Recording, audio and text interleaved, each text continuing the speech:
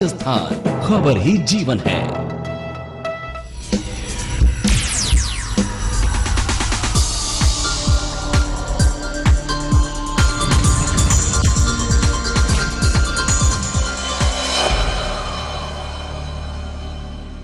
ऐसा माना जाता है कि धरती करीब 4.5 बिलियन वर्ष पुरानी है और यहाँ 3.8 बिलियन वर्ष पुराना जीवन है। मनुष्य के विकास का इतिहास भी बहुत दिलचस्प है। दरअसल होना यह चाहिए था कि उसके विकास की दिशा उसके जीवन को आसान और आरामदायक बनाने में मदद करती, लेकिन हो ऐसा रहा है कि वो पेड़ की जिस डाल पर बैठा है उसी को काट रहा है।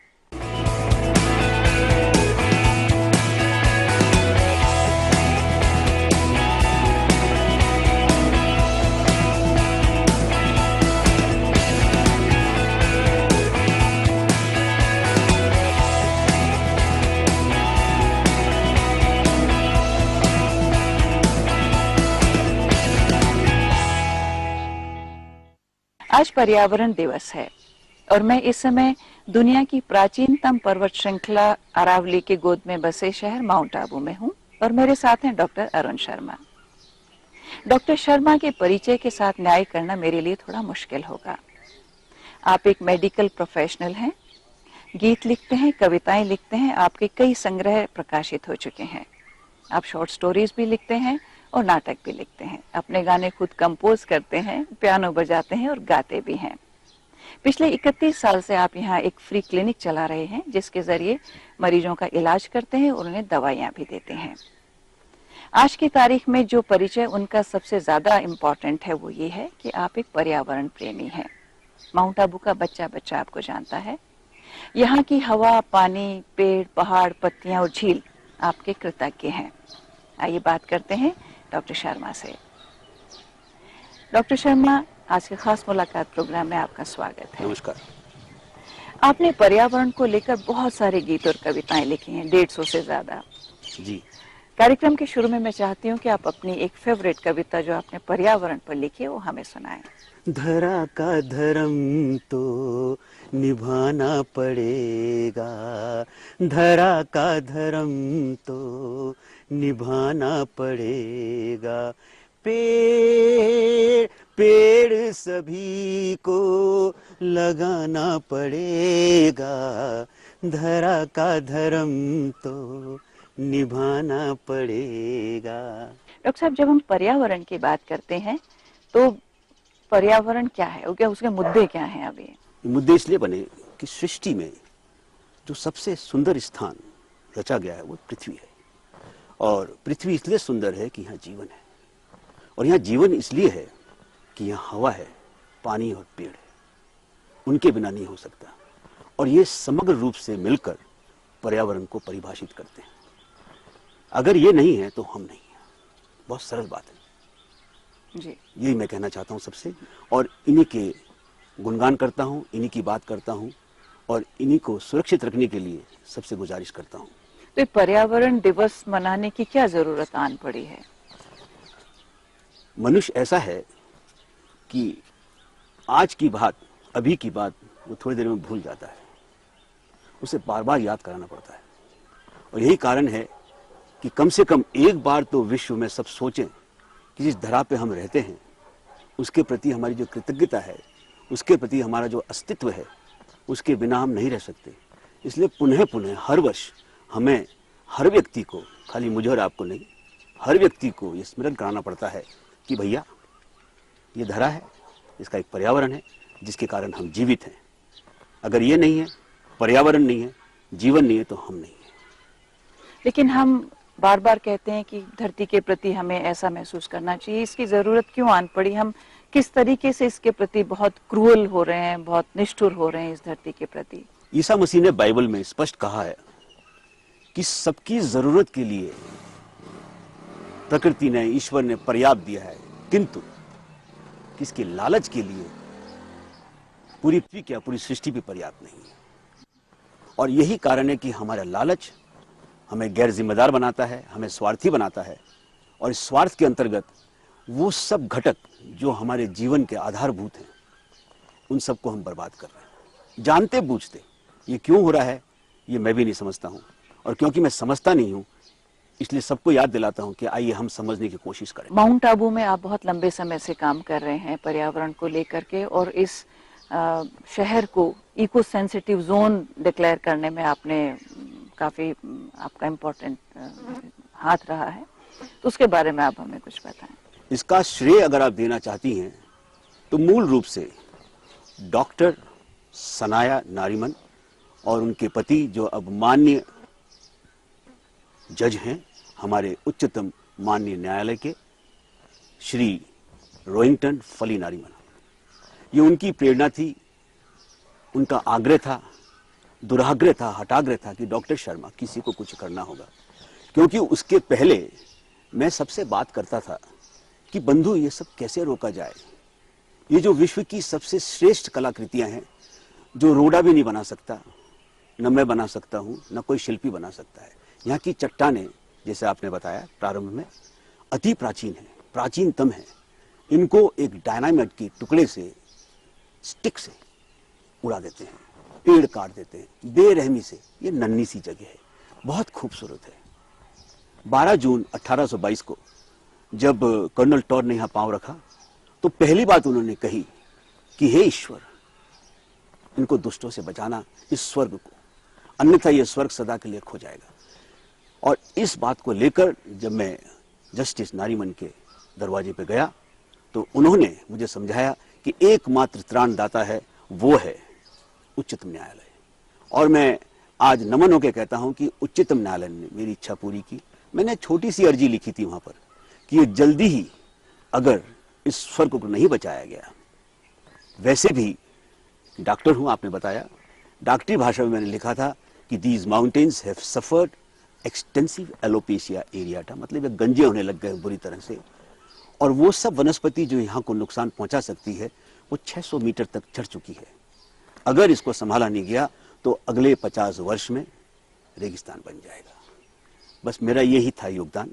उसके बाद जो कुछ भी किया जस्टिस नारीमन ने किया और उच्चतम न्यायालय ने किया। उसके बाद आप लोग यहाँ क्या क्या करते रहे हैं?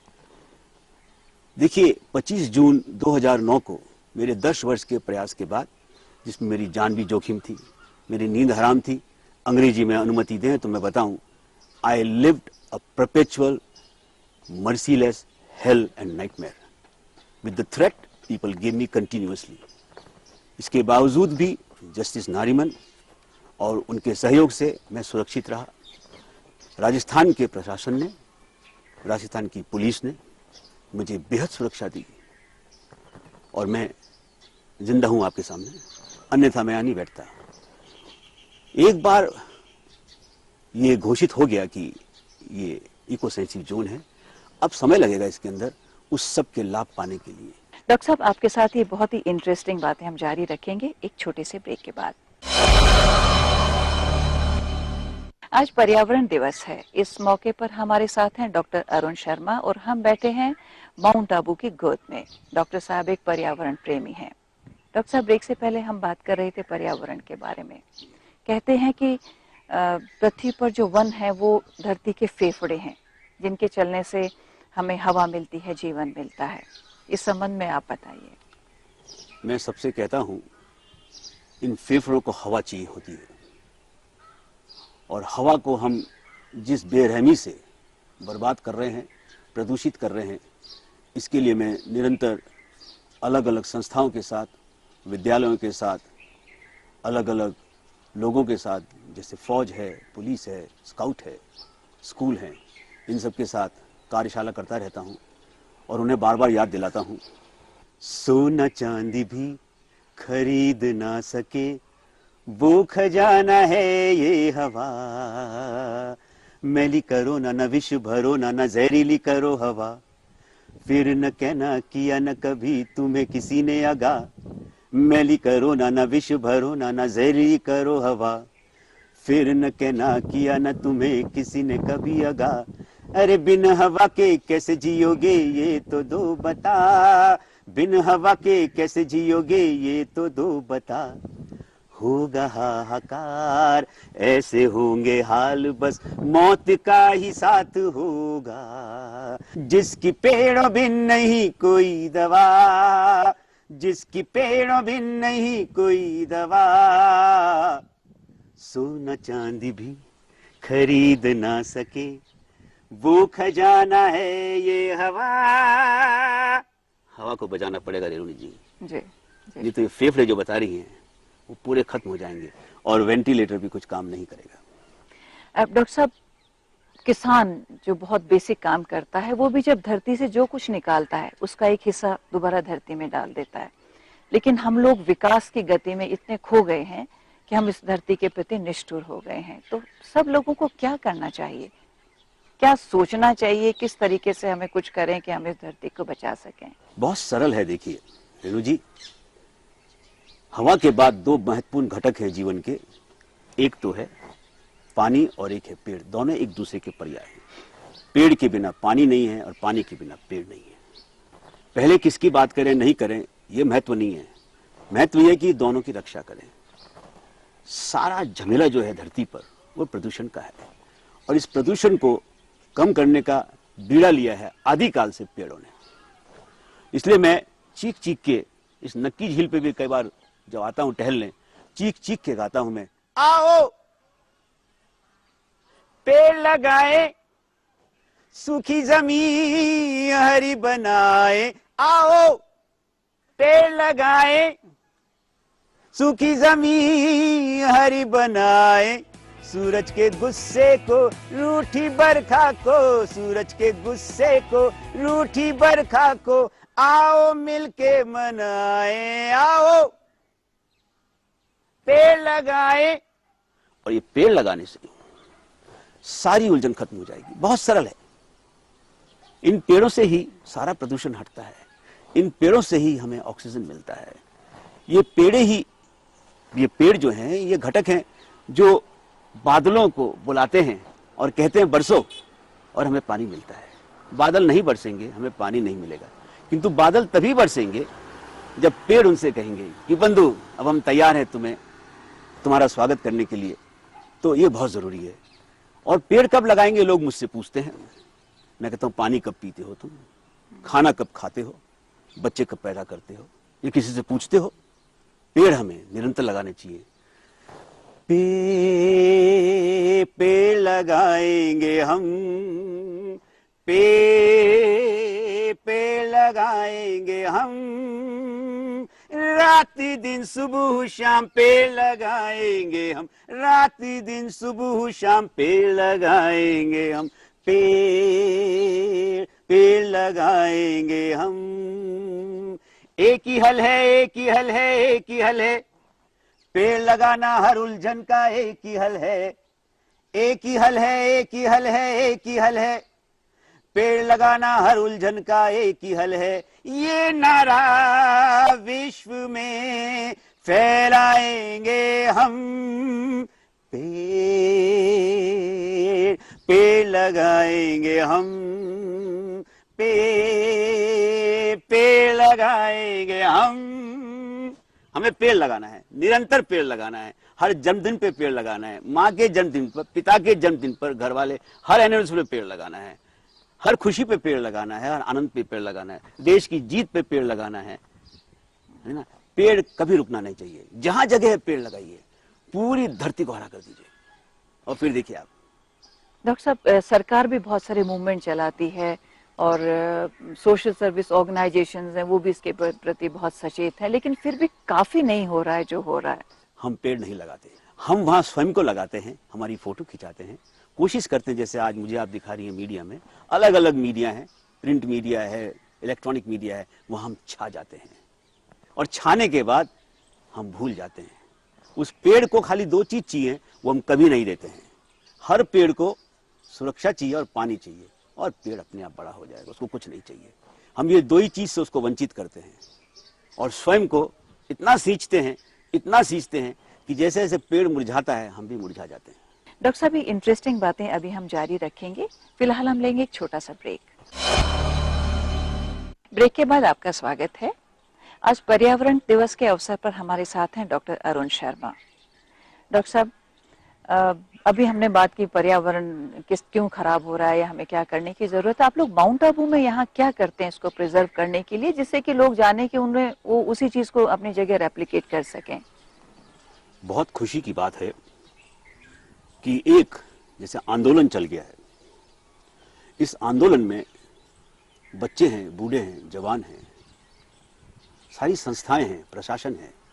अभी हाल की ही बात है, 2013 जुलाई में प्रशासन के साथ मिलकर और इस कस्बे के हर वर्ग को लेकर, यहां तक कि विकलांगों को लेकर, हमने बहुत वृहत्तम वृक्षारोपण किया था। इस वृक्षारोपण में हमने 38,000 पौधे लगाए और लगभग 30 लाख से ज्यादा बीजारोपण किया। इसके अलावा हम गाए बगाए हर अवसर पर जब भी मौका मिलता है हम पेड़ लगाते हैं। और इसको आगे बढ़ाने के लिए हमने यहाँ पे क्या किया है कि जितने भी यहाँ पे सारणी हैं, अर्थात लेन्स हैं, रास्ते हैं, हर रास्ते को एक पेड़ से पहचान दी है। जिस मुख्य पथ से आप प्रवेश करती हैं उसका हमने नाम दिया है गुलमोहर एवेन्यू, कारण कि वहाँ पर 100 से ज़्यादा गुलमोहर लगाए हैं। उसके पास से ही एक रास्ता गुजरता है जिसको किसी ज़माने में पिलग्रिम रोड कहते थे, उसका नाम हमने अमलतास एवेन्यू रख दिया है। उसके आगे आप जाएंगे तो उसका नाम हमने रख दिया है हरसिंगार एवेन्यू।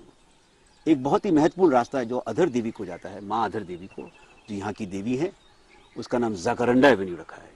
और इनके साथ हमने गीतों को जोड़ दिया। जैसे जाकरंडा की बात है, हर मौसम में जब कोई फूल आता है तो पूरे शहर में हम इन गीतों को फैलाते हैं, जैसे कि jacaranda days are back again, jacaranda days are back again. इस तरह से जीवन के हर सांस के साथ हमने पेड़ों को, पौधों को जोड़ दिया है। और उससे हम एक ही संदेश जहाँ पे भी मिलता है जागरूकता का, चाहे मेरी पेंटिंग की एग्जीबिशन हो, चाहे मेरे उपन्यास का लोकार्पण हो, या मैं भी साउथ ईस्ट एशिया से आया हूँ गाकर, तो वहाँ पे भी एक ही बात करता था मैं कि पेड़ तो हमें लगाना होगा। और मैं बताया ना आपको, जिससे भी मैं अनुदान लेता हूँ, करता हूँ, सब पेड़ का अनुदान दीजिए। अभी जेके सीमेंट ने मुझे बहुत बड़ा अनुदान देना है और उसके बाद हम जल्दी ही बरसात के पहले फिर पेड़ लगाएंगे। और इस तरह से हमने सबने मिलकर, मैंने अकेले नहीं, सबने मिलकर माउंट आबू में लाखों पेड़ लगाए और ये निरंतर चलता रहेगा, क्योंकि हमने आपसे कहा है पेड़ लगाएंगे हम, रात दिन सुबह शाम पेड़ लगाएंगे और इसके लिए पानी को बचाएंगे। क्योंकि पानी हमारे प्रधानमंत्री का दायित्व नहीं है, न हमारे पीएचडी का दायित्व है, आपका और मेरा दायित्व है, घर घर का दायित्व है। इसलिए मैं सबसे कहता हूं, पानी की भागीदारी हम सब की जिम्मेदारी, पानी की भागीदारी हम सब की जिम्मेदारी, पानी की भागीदारी हम सब की जिम्मेदारी, पानी की भागीदारी हम सब की जिम्मेदारी, पानी की भागीदारी हम सब की जिम्मेदारी, पानी की भागीदारी हम सब की जिम्मेदारी। रहीम ने कहा था बिन पानी सब सून, पानी गए उबरे न मोती मानस चून, पानी गए उबरे न मोती मानस चून। हर बूंद को बचाने में सच्ची समझदारी, हर बूंद को बचाने में सच्ची समझदारी, पानी की भागीदारी हम सब की जिम्मेदारी, पानी की भागीदारी हम सब की जिम्मेदारी। और ये निरंतर चलता रहता है, ये किसी एक दिन दो दिन का नहीं है, ये पर्यावरण दिवस का मोहताज नहीं है। पर्यावरण दिवस पे तो और जोर से करते हैं हम, गली गली करते हैं, घर घर करते हैं, पर्चे बांटते हैं, लोगों को जागरूक करते हैं, किंतु हर दिन करते हैं। डॉक्टर साहब, एक पर्सनल सवाल आपसे पूछना चाहती हूँ। आप इतने सारे काम करते हैं, नाटक लिखते हैं, कविता लिखते हैं, बच्चों के स्कूल को समय देते हैं, पर्यावरण को समय देते हैं, इतने सारे काम हर इंसान के जीवन के एक दिन में 24 घंटे होते हैं, आप कैसे कर लेते हैं? उसका उत्तर एक ही है कि आज तक मैंने कोई काम नहीं किया, क्योंकि जिस दिन मैं काम करने लगूंगा मैं थक जाऊंगा और फिर मुझसे कुछ नहीं होगा। मैंने आपको कहा कि मोहब्बत कीजिए, किसी भी कर्म से मोहब्बत कीजिए और वो अपने आप होगा। मुझे गीत कविता लिखने नहीं पड़ते। मैं एक मरीज को दूसरी जब देखने जाता हूँ, रास्ते में गाड़ी में बैठा बैठा आप देखेंगे कि आदमी फालतू सोचता है, उस समय आप कोई रचना सोच सकते हैं। उस समय आप कल्पना कर सकते हैं, घर में बैठे हैं, अनावश्यक टीवी देखने के बजाय आप चित्रकला कर सकते हैं। रात को आप देर में आते हैं, खासकर मैं डॉक्टर हूँ, मैं देर में आता हूँ कई बार, तो बनिस्बत इसके कि मैं खटपट करूँ, कुछ करूँ, मैं कविता लिखकर आपको भेज सकता हूँ। आप सबको मेरी कविता रोज मिलती है, उसका मुझे प्रयास नहीं करना पड़ता। जैसे सांस चलता है वैसे मेरा सृजन चलता है। डॉक्टर साहब, जैसा कि आज का मौका है, पर्यावरण दिवस है आज, और हालांकि आप पूरी बातों के दौरान बहुत प्रेरणादायक बातें आपने कही, लेकिन आखिर में एक संदेश आप लोगों को जरूर दें कि हम क्या करें। मैली करो न ज़मीं को तुम, मैले हो जाओगे तुम, धो न सकेगी कोई भी पूजा, हो जाएगा सब गुम। मैली करो न ज़मीं को तुम, मैले हो जाओगे तुम। और इसके आगे महत्व दूंगा, जब मैली नहीं होगी ज़मीं तो ज़मीं क्या होगी? खुशहाल होगी। हरी भरी धरा लगे भली हरी, हरी भरी धरा लगे भली हरी, हरी भरी धरा लगे भली हरी, हरी भरी धरा लगे भली हरी, हरी भरी धरा लगे भली हरी। हरा है तो भरा जग, वरना कितना डरा रब, हरा है तो भरा जग, वरना कितना डरा रब, देख डरे डरे रब को विधि भी डरी। हरी भरी धरा लगे भली हरी, हे हरी भरी धरा लगे भली हरी। यही होगा, यही संदेश है। प्रदूषण रोक दो, पेड़ लगाओ और धरा हरी हो जाएगी, हम हरे भरे हो जाएंगे, ईश्वर भी खुश हो जाएगा, विधि भी खुश हो जाएगी, प्रकृति भी आनंद मनाएगी। थैंक यू डॉक्टर साहब। धन्यवाद। आज विश्व पर्यावरण दिवस है और इस मौके पर आज माउंट आबू में हमने बातचीत की डॉक्टर अरुण शर्मा से। इस देश को बचाना है, इस धरती को बचाना है, लोगों को बचाना है, तो हमें पेड़ लगाना है, पानी को बचाना है। इसी संदेश के साथ आज हम आपसे विदा लेते हैं।